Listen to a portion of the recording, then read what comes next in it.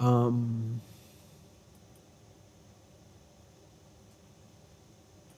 so the restaurant class is in module restaurant.py. And remember, we talked about this before.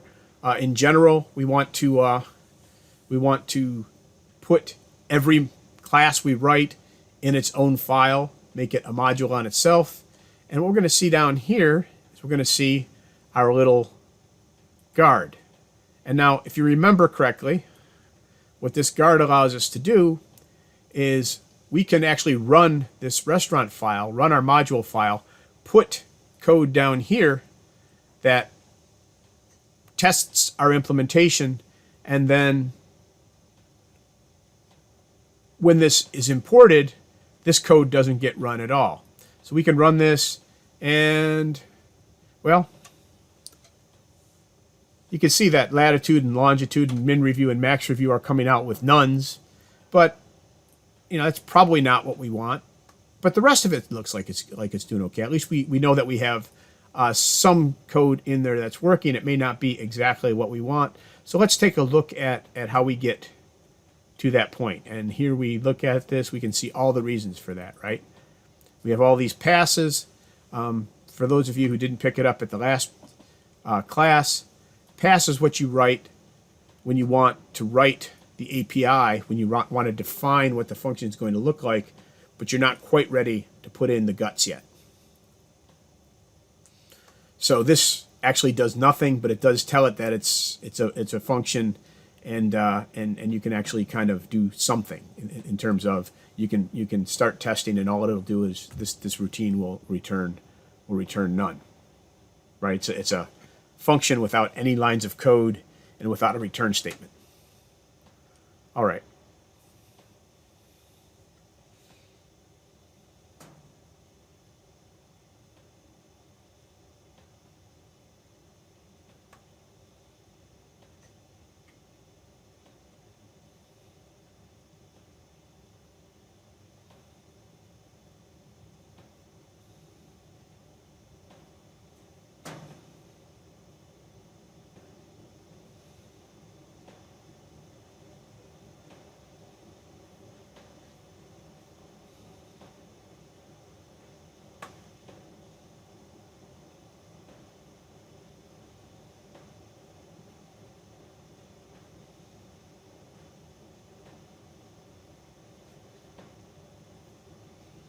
Sorry, I just seem to be running out of material, which is good because that doesn't normally happen to me.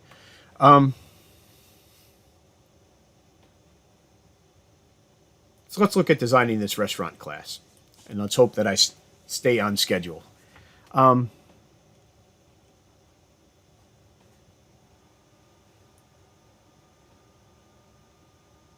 let's start by talking about something we haven't talked about in a while.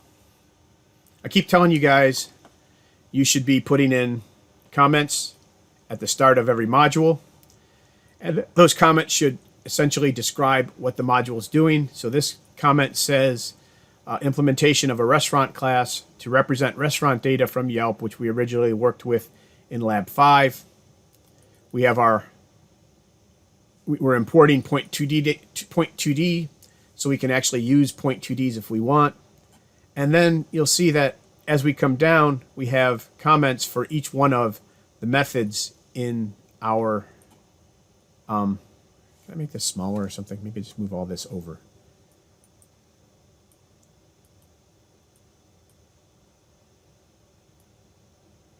Move all this over for now. Okay, that seems to be about as far as I can go. That's pretty close. Right, we have our definition of our restaurant object, and then we have all of our methods, and each one of our methods has a little blurb telling us what it does, what it takes as inputs. Initialization function doesn't have any outputs. Same with the string function. Same with the is_in_city function, average review, minimum review, maximum review, latitude and longitude. And I think, by the way, that you guys are going to write minimum review, maximum review, latitude and longitude as one of the lecture exercises.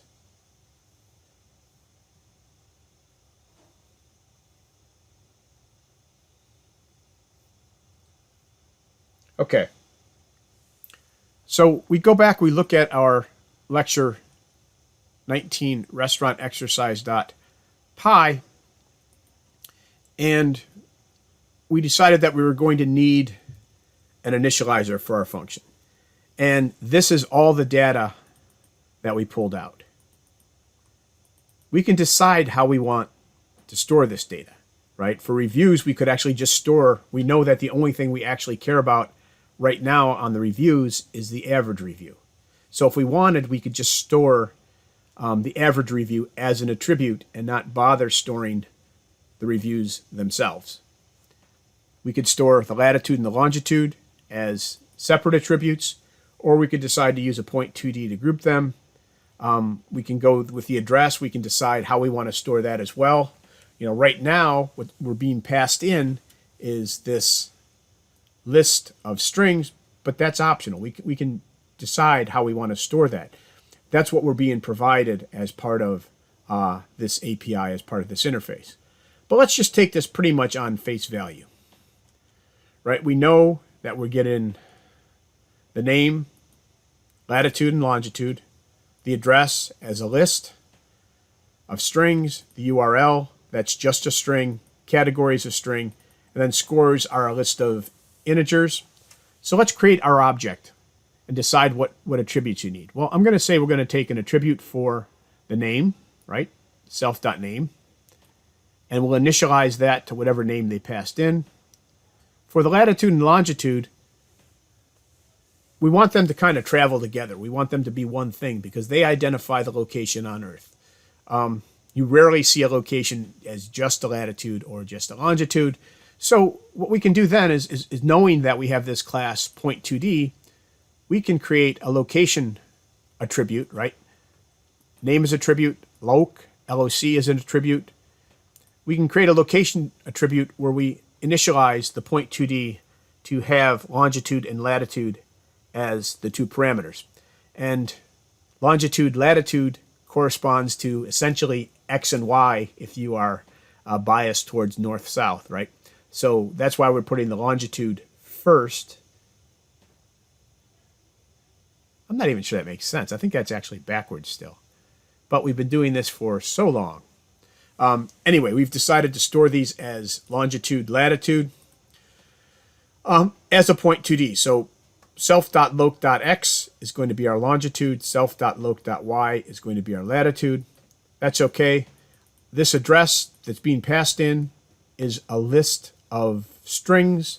So we will just make our attribute for address a list of strings. That's fine. URL, string, string. Category, string, string.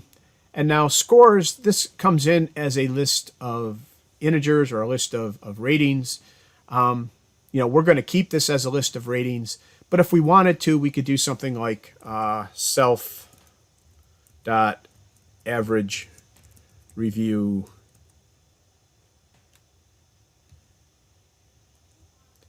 equals some scores. Come on. Some scores slash length scores, right?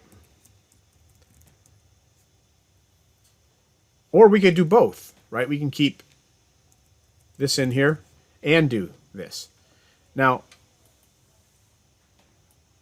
if calculating the average review is a time-consuming operation and we only want to do it infrequently, then this makes sense, right? There's a trade-off. We're storing redundant information. We're storing scores that's used to calculate the average score, and we're storing the average score. If this is hard to compute, takes a long time, then this is justified. Do it when you need it.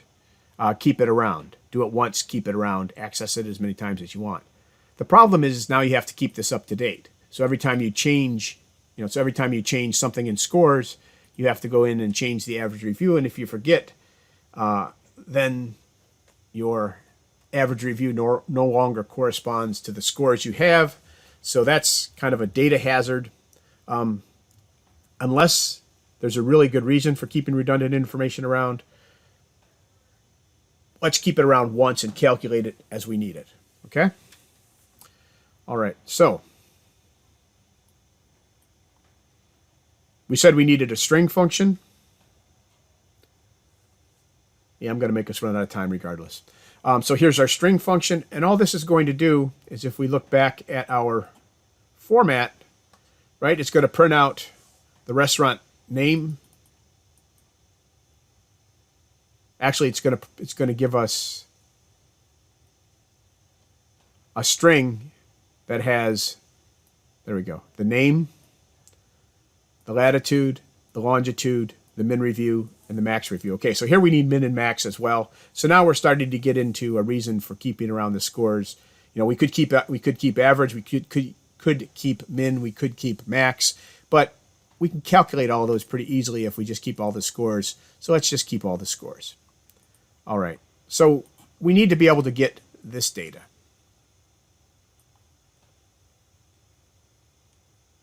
Oh, and by the way, if we look at this, right, the min review and the max review are none. The average review is actually down here as a pass. So we're not actually getting a lot of data out of this right now. All right.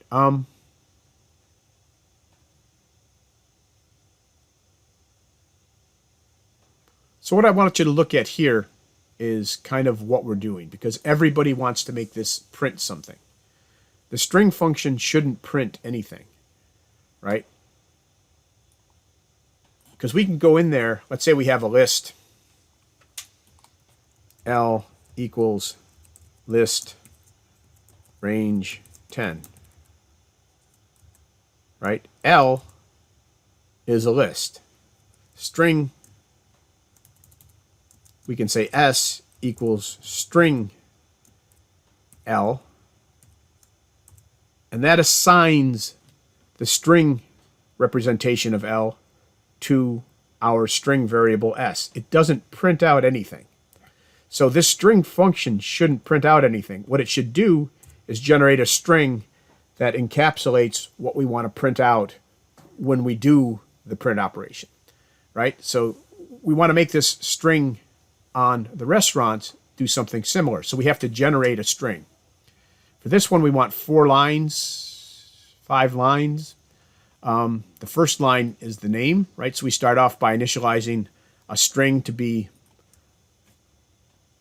you know, essentially this, name, and then the actual name of the restaurant from the name attribute, self.name.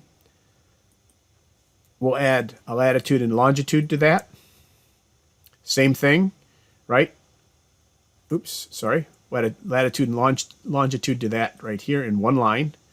Same thing, right? And we're going to put that out as a,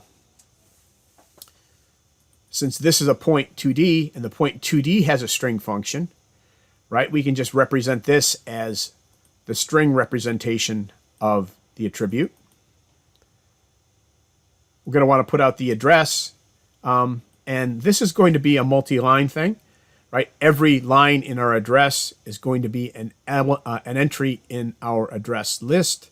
So we will go through and we will add on all of the lines until we've added them all on, and each line has a /n after it to move it down to the next line. We'll do the same thing with the category. We'll do the same thing with the average review. And here's where we're going to call a method to calculate the average review that we actually just haven't written yet. But we will get that written shortly. Okay? So that's what our string function is going to look like. Once we've generated the string, we have to return it. There's no prints in the string function. You're generating a string. You're not putting it out to the console. We want to be able to do something like, what were the restaurant names? Like N is no longer in business. What was the restaurant we did for that? Oh, rest 1 and rest 2. All right, so we can look at rest 1. That's a restaurant. S equals string of rest 1.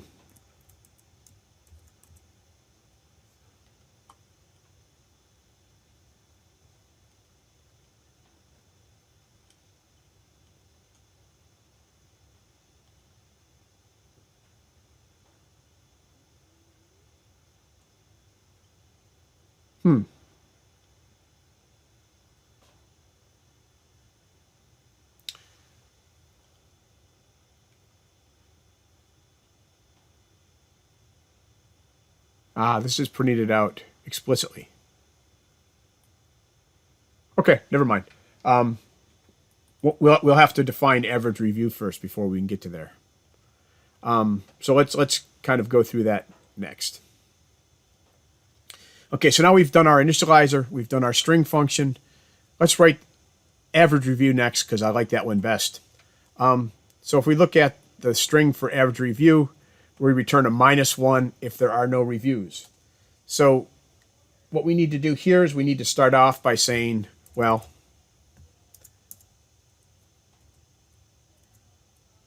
the attribute we're looking for is self.reviews.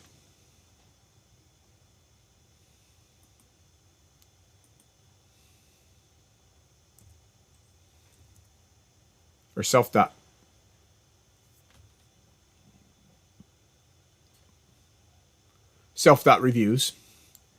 Okay, so that's our attribute. Reviews is actually a list. So if we want to see if there are no reviews, we want to do one of two things. I always like checking the length, but you could also do self.reviews equals the empty list. But we can say if the length of the self.reviews is equal to 0, well, then we just want to do what we're told to do here, right? We return a -1 if there are no reviews. So if there are no reviews, we're going to return a -1. If there are reviews, we want to calculate and return the average rating. Well, we've been dealing with lists for a long time. So if the average rating is just the sum of self.reviews divided by the length of the reviews, right? The number of reviews is stored in length. In the reviews are stored in the reviews list, so the sum divided by the length should be the actual value.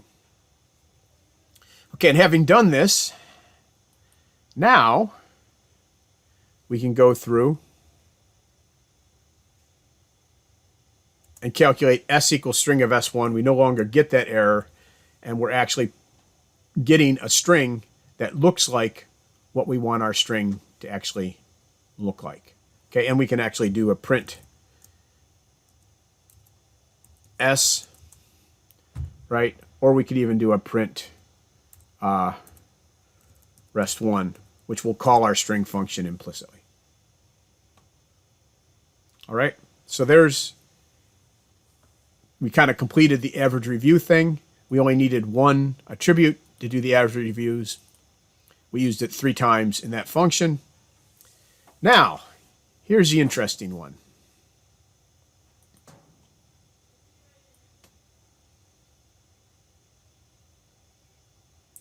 We want to return true if the restaurant is in the given city. And just so we don't go off the rails, we've kind of thought about this already, and we've decided what it is we want to test when we're testing for the city. So when we say it's in the city, what we're going to do is we're going to test the beginning of the last line of the address up until the first comma. So if we look at our address fields, right, what that means is this last line, in U.S. addresses at least, the last line is always the city, the state, and the zip code. So what we're going to do is we're going to take that last line. There can be as many lines as they want above that, but on this last line, we're going to take it, and we're going to test this against our city name. And we can decide to do that with or without capitals. I'm going to just say that we're going to assume that all the addresses are correct, so I'm not going to worry about the capitals too much on this right now. But this gives us a nice little roadmap on how we want to do our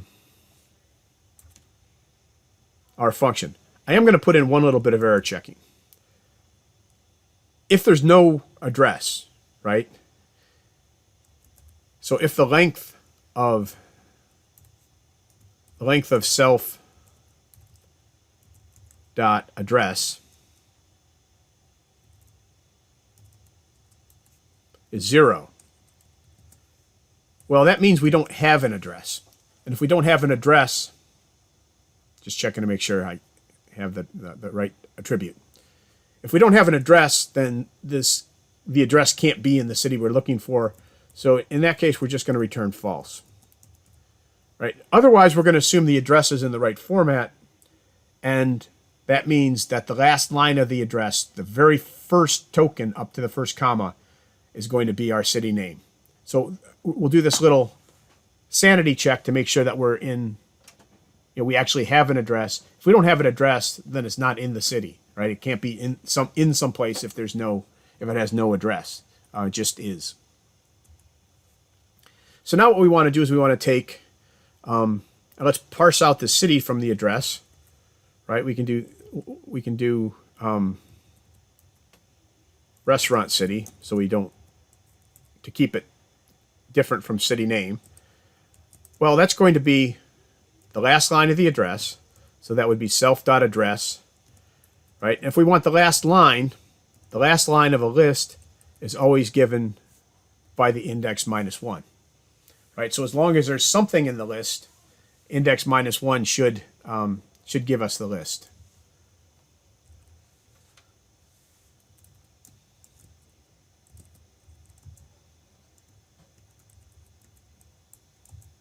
Yeah, okay. I was right on that behavior. That's why we have that little if in there. Okay, so the restaurant city is the self-address, is the last line of the address. And then we want to split it. And we want to split it at a comma, right? So that's going to give us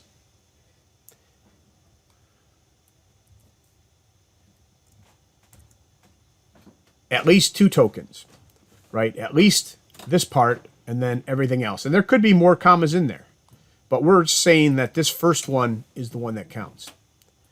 And maybe we want to strip that just to make sure that we don't end up with any excess white space. If they had Troy space comma New York, or space space space Troy New York, or something like that. So we'll strip that. Okay? So this should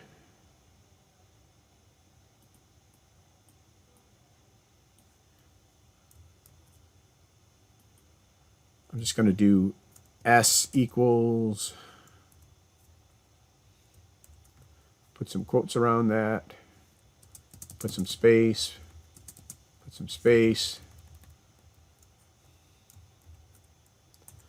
All right, so if we run this line,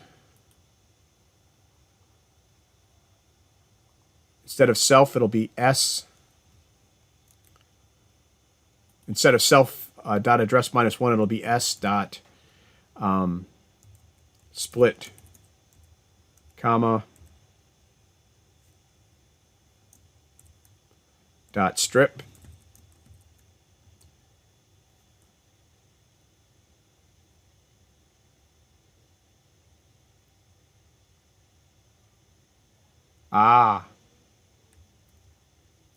Good catch.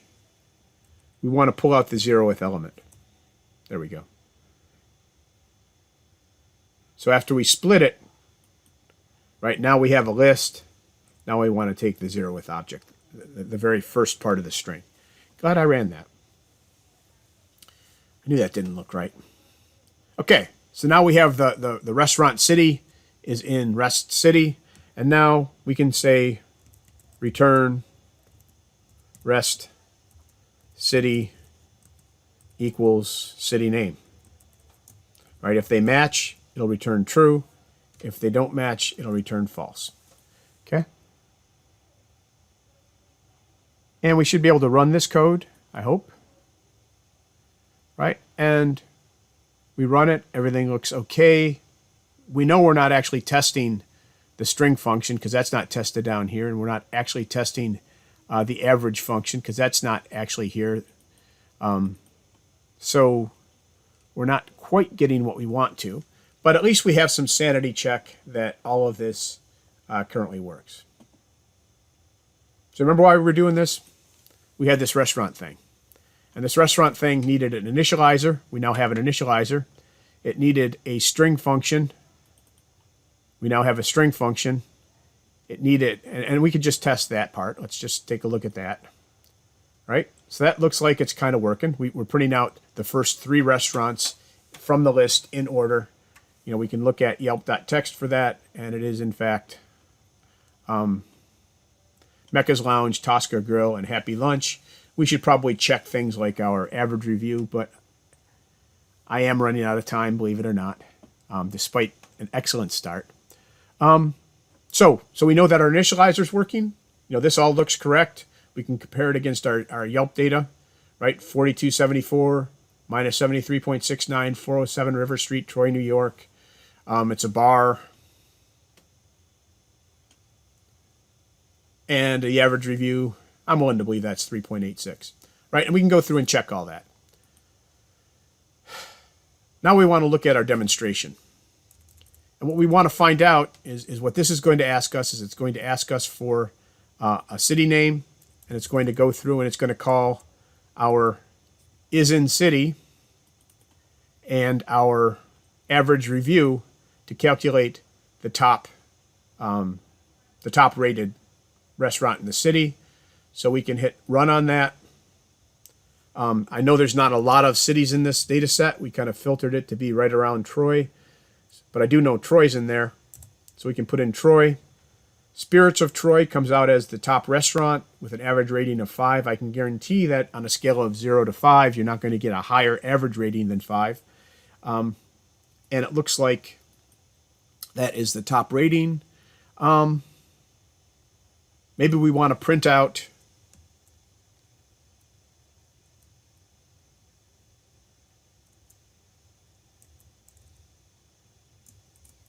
we'll say the top restaurant equals R.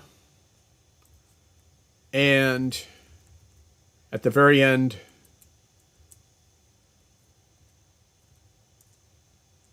let's print out R. Just so we get the entire record of it. See what it looks like. Run that again. We will again ask for Troy. Okay, and, well, it's only got one view, but apparently it's Nighthawk's Kitchen.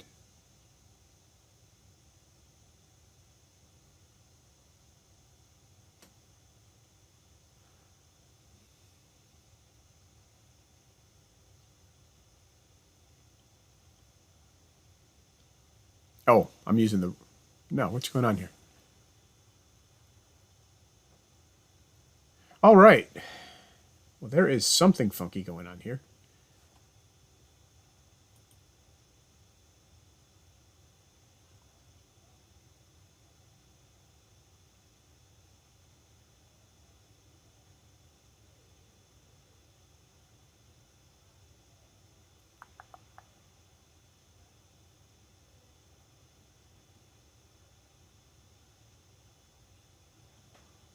Oh, I'm printing R.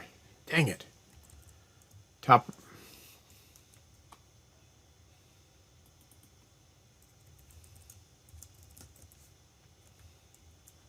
All right, one last time, and then you guys can go. There we go. So now, Spirits of Troy is the top restaurant in Troy. It has an average rating of 5, and here's its data. Spirits of Troy, that's where it's located. Ferry Street, Beer, Wine, and Spirits. Average review is 5. Anyway, there we go. All right, so I'm going to cut this off. Let's see if I missed anything. I'll hit this discussion next time, but take a look at those.